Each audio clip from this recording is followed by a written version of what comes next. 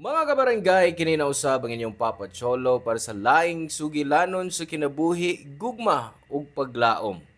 Kini ang Barangay Love Stories di na matag storya usa ka kahayag sa atong mga kasing-kasing. Dali, maminaw ta.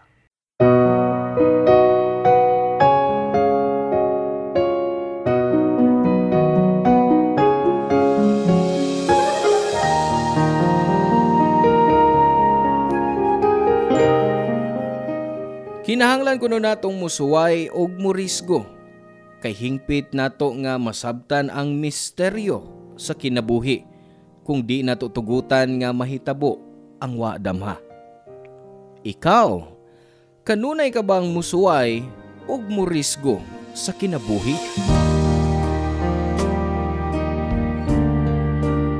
Hello mga suki namong kapuso ug kabarangay. Laing panag-uban na usab nato diin laing sugilanon sa gugma may atong hatagan sa pagtagad.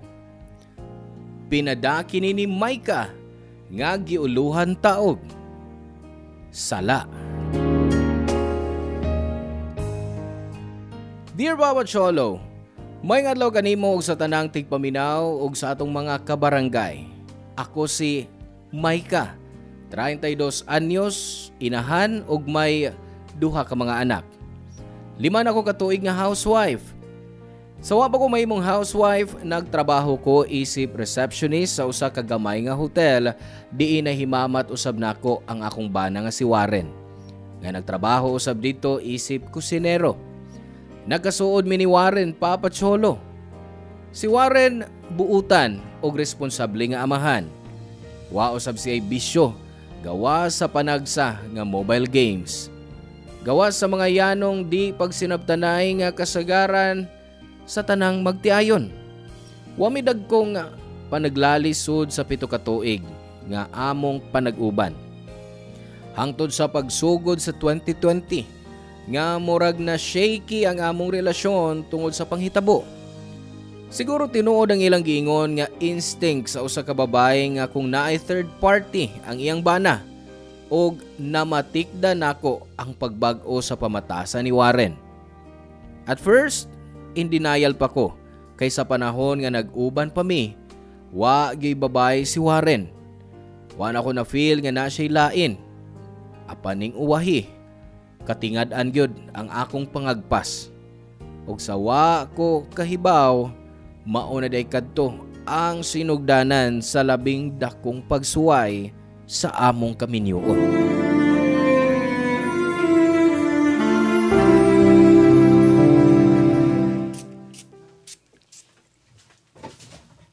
Oh, ano sa'yo mong gibuhat sa akong kabinet?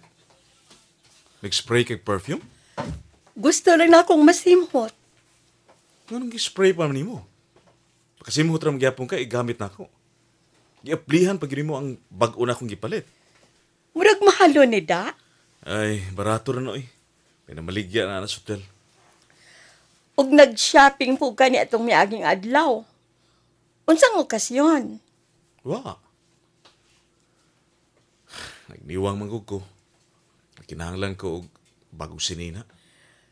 Di pa man ka kaniwang. Sakto pa man nimo ng imong mga gipang sulob. Ay, nag-sale mo po na. Good. Gisusi na ako ang mga ticket ug resibo. Waray deductions. Wait. Nganong murag lahi man karon? Nganong murag giimbestigar man ko nimo? Wa lang. Nabaguan lang ko nimo. Kay murag kalita man nagugay pangarte sa imong lawas ron? Yun na maging mga tao. Magbago for the better. Ngano? Di marabay ko angay nga mamustura bisan og dugay na tang kapuyo. So, para nako ang imong gibuhat nga pagpagwapo o pagpadako sa lawas? Siyempre. Para kinsa pa man di ay. Ang siya mag-ingon nga. Pagpadako sa lawas. Ang tambal nga imong gipalit ni atong miaging adlaw, gi-search nako sa internet. Pampadako man dito sa lawas. Di ito pampadako eh. Para to mapahimuslan ako ang akong pag-gym. Hinaot ka nagsulti kas tinuod, Warren. Kay bawa ka, Maika. Ayaw ko pa kung ako nagdaotan, God. Di ba pwede nga ma-regular po din mga lalaki, ha? Parehas ko din mo. Nga magpalit kag pick-up, unya, gamito na nimo kung musimba. Ingon sab ko ni Ana. Siguro halang lang imong gisulti. Kay makita magyud ng imong gipangita ba? Sus, kinigyong. Akong asawa. Nagselos pa. Ikaw manggod kung kanus ka naghiniguwang anak ka pa magkaunahon sa pagpagwapo. Huy, kung makatiguang ka diha, 32 pa taon ko, no? Nga bang masuko man ka? Para nimo ram sa akong pagpagwapo. Sos, ay nako. Siguro halang Warren. Kundi makatilaw yung kanako. Human sa pipila ka semana, bisan ako nadanina ni Warren, Papa Cholo. Nahimo na sab kong health conscious. Naminusan ako ang akong mantikaon sa akong pagluto. Giminusan ako ang kantidad sa mga groceries nga akong gipalit para sa bahay og nag-exercise usab ko. At least nakuhaan kog timbang. O gibati nako nga mi blooming ko sama ni Warren. And I have to admit nga mas munindot ang atong pamati kung mukaon ta og mas masustansya nga mga pagkaon. Pero naagi hapon ko'y nabantayan ni Warren, Papa Cholo. Di gihapon mi kanunay mag-sex ni Warren. Usahay, ma-feel na ko nga kung buhato na muna, distracted siya. Og didto, nibalik ang akong pagduda kung para kinsa bagyod ang pagbag-o sa batasan ni Warren. Para ba nako? Niya? O para sa lain? Og murag nadungog sa Dios ang akong mga pagduha-duha. Sa dihang ang akong kanhing kauban nga si Thea, aksidenteng nagkita sa usa ka grocery samtang namalit ko. Og sa dihang nangumusta mi, nagkape mi og nagstorya.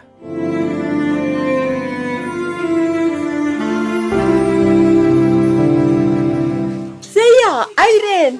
Uy, kumusta naman mo? Ay, okay lang. By the way, libre ni nako, ha? Ay, ikaw yun. Okay ra, Maika. Kay bag ulang ni na-promote sa trabaho si Tia sa ni atong miaging adlaw lang yun. Wow! O ba? Congrats! Salamat. Pero murag tinuod man ang panultihon. Uy, nga kung swerte kas trabaho, malas kas love life. Kaya hantod ron single gapon ko. Tinuod? Ngano? Huwag yun ay kinakitaan sa inyong hotel?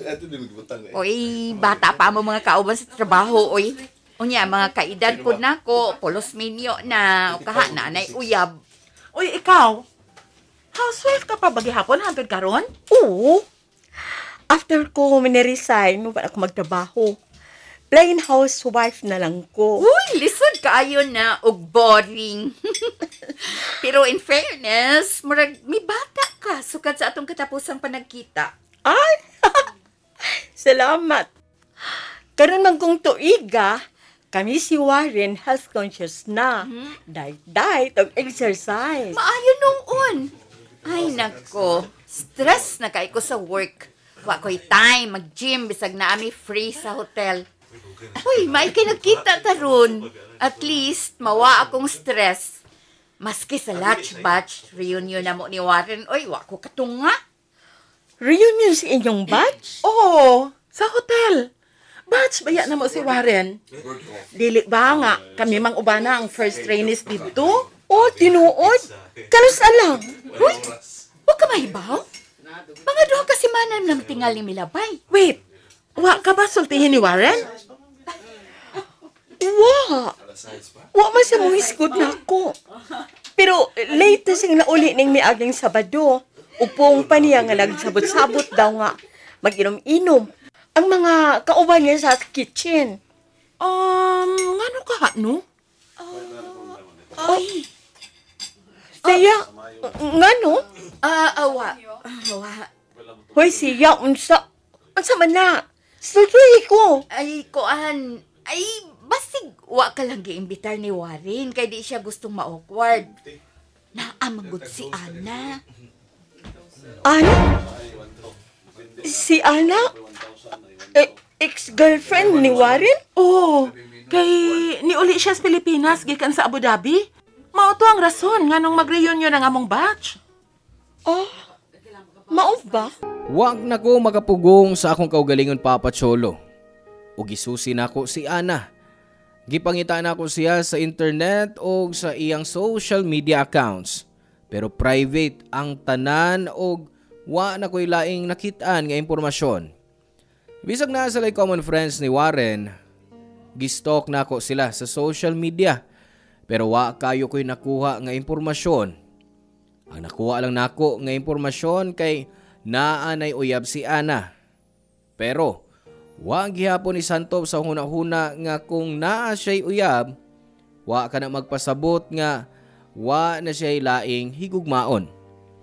Sa paglabay sa mga adlaw, si Warren Papa Cholo nagkainit ang o sa paglabay sa mga adlaw, mas midako ang akong pagduda nga naay nahitabo nga katingad-an nga wa ko mahibaw. Usa ka adlaw, kay wa nako kapugong sa akong kaugalingon. Gikontak nako pag-usab si Thea ug nagkikita niya aron makakuhag dugang impormasyon bahin kang Ana.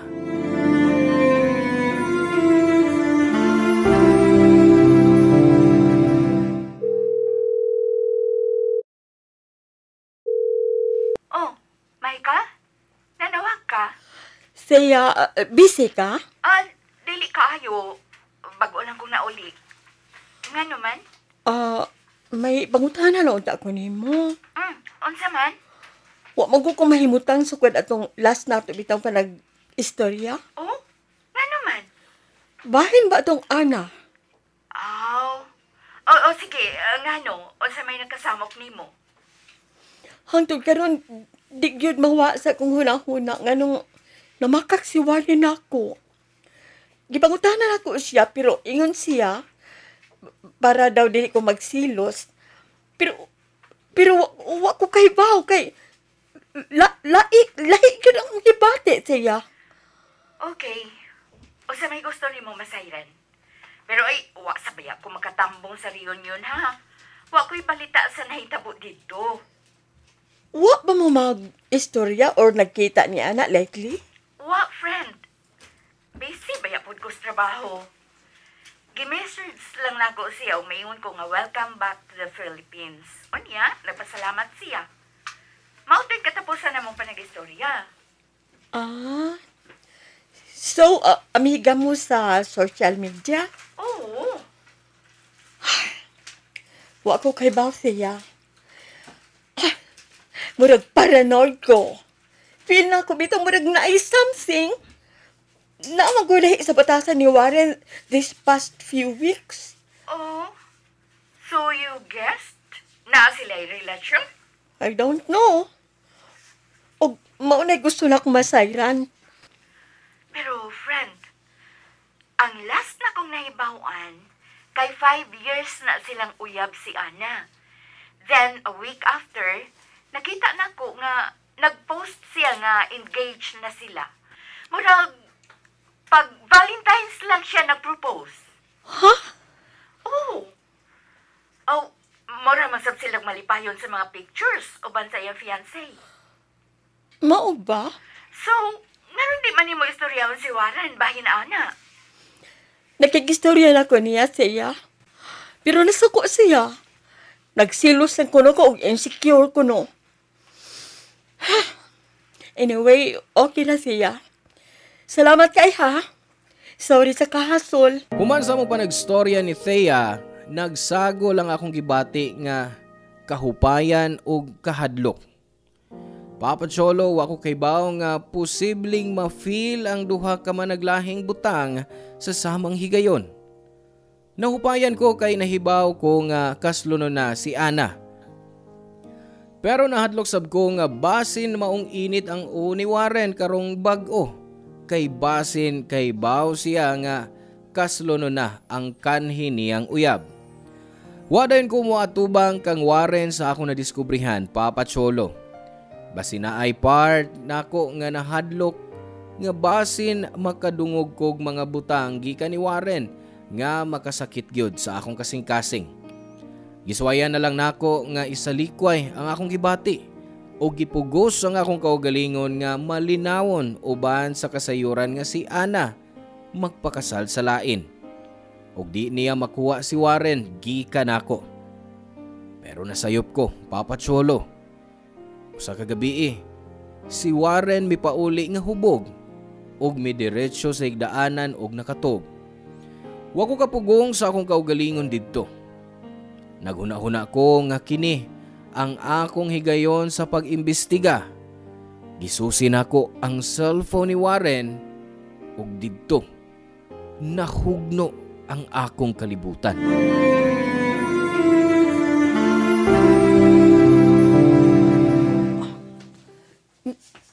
Ana, love gihapon kaayo tika. Ana, palihog ayaw sa pagminyo. Basin may kahigayulan patang duha. Unsa? Nanawag siya.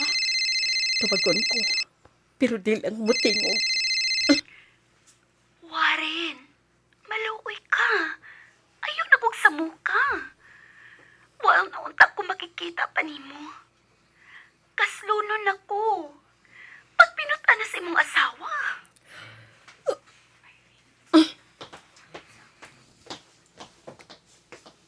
Warren. Warren, pagmata. Pagmata diha. Bangon! Bangon! Unsa man yung mga messages nimo kang Ana, ha? Oh. Ana, love pag-ayot tika. Ana, palihog, ayaw sa pagminyo.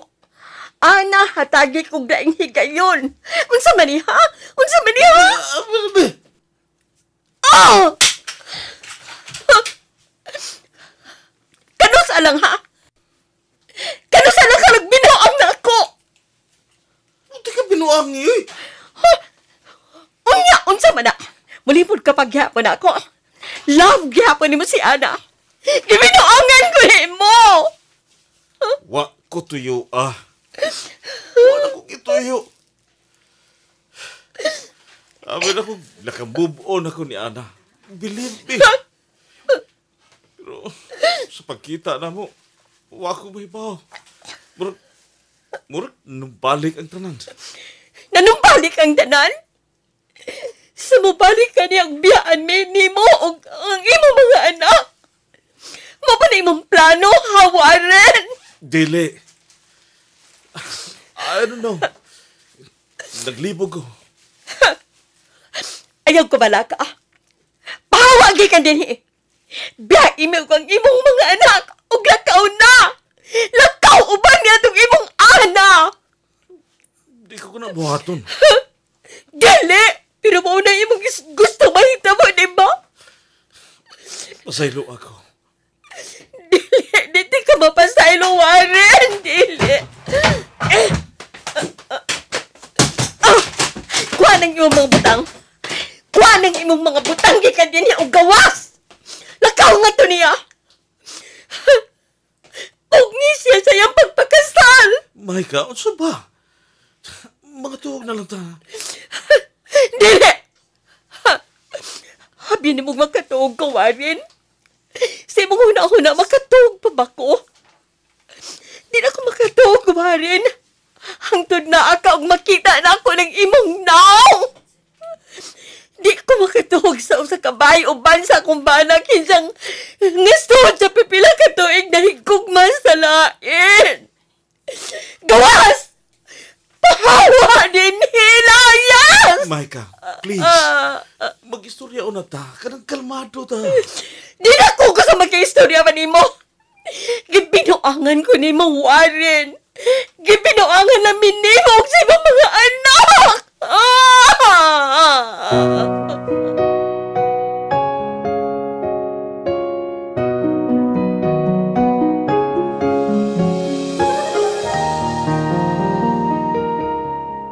Nagpalma ko ni Warren og nagigstorya nako.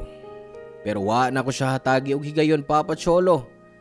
And the next day, after that incident, gibiyaan mi ni Warren og ni adto sa iyang igsuon.